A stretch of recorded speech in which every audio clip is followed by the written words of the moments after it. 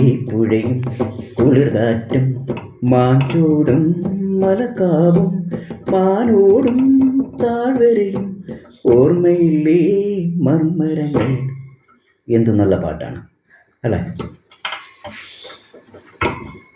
പ്രകൃതി നമ്മൾക്ക് നൽകുന്ന ഒരു വരദാനമാണ്. എന്നും ഭംഗിയാർന്ന നെൽപ്പാടങ്ങൾ, വയലോലകൾ,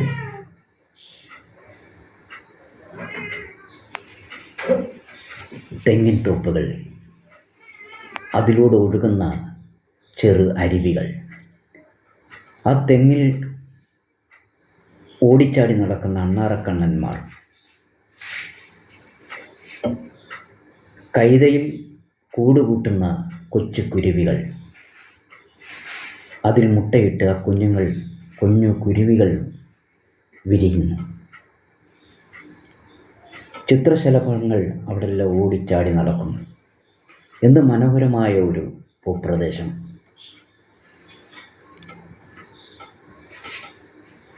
ഇത് പ്രകൃതിയാണ് നമുക്ക് നൽകുന്നത്, അല്ലാതെ മനുഷ്യനൊന്നുമല്ല. പ്രകൃതിയുടെ വരദാനം. ഇന്നലെ വരെയും എന്ത് മനോഹരമായ ഭൂപ്രദേശമായിരുന്നു.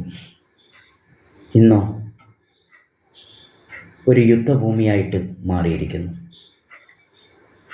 തേങ്ങോലകൾ കരിഞ്ഞുണങ്ങി, കൈതയിൽ കൂടുകൂട്ടിയിരുന്ന കുരുവികൾ എല്ലാം ചത്തൊടുങ്ങി, അതിൻ്റെ മുട്ടകൾ നശിച്ചു, ചിത്രശലഭങ്ങളെല്ലാം കരിഞ്ഞു താഴെ വീണു.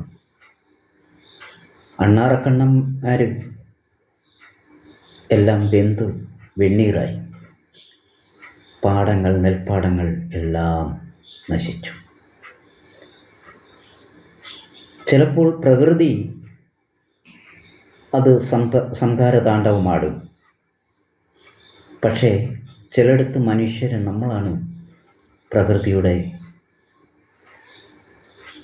സംഹാരകർ. പക്ഷേ മരണത്തിൻ്റെ കണക്കെടുക്കുമ്പോൾ മനുഷ്യരുടെ കണക്കാണ് നമ്മൾ എടുക്കുന്നത്. അതിൽ നമ്മൾ ദുഃഖിക്കുന്നു, വിലപിക്കുന്നു. പ്രകൃതിയിൽ ഉണ്ടായ നഷ്ടം, ആ നശീകരണം, അതൊന്നും നമ്മൾ ശ്രദ്ധിക്കുന്നില്ല, നമ്മൾ കാണുന്നില്ല, അല്ലേ? നമ്മൾ മനുഷ്യരത്ര സ്വാർത്ഥരാണ്.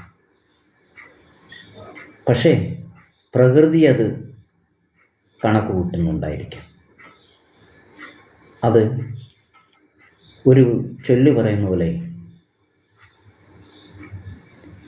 Every action have A opposite reaction. ചിലപ്പോൾ പ്രകൃതി തിരിച്ചടിക്കും.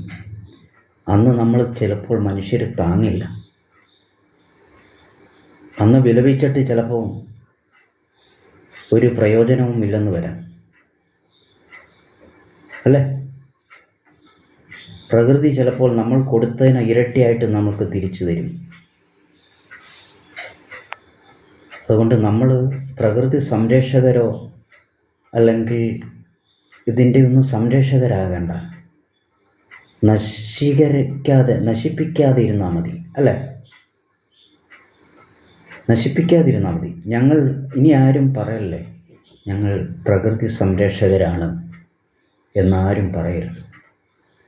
അങ്ങനെ പറയുന്നവരോട് എനിക്കൊന്നേ പറയാനുള്ളൂ, പൊടിക്ക് ഒന്നടങ്ങണം. അതെ, ഇനി നമ്മൾ മനുഷ്യർ പ്രകൃതിയെ നശിപ്പിക്കാതിരിക്കാം.